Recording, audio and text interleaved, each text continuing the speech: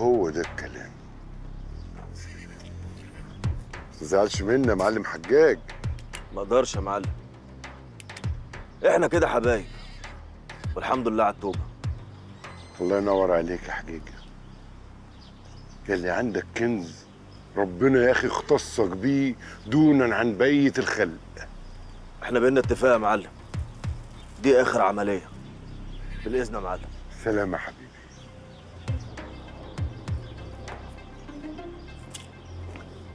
معلش يا مغازي بيه، بس معليك ازاي هتسيبه يمشي من غير ما يقول لك على التركيبه؟ يا عبيط، هو في برضه رز بيستوي والنار مولعة عليه على الآخر؟ الهداوة يا ويلي، كله بالهداوة.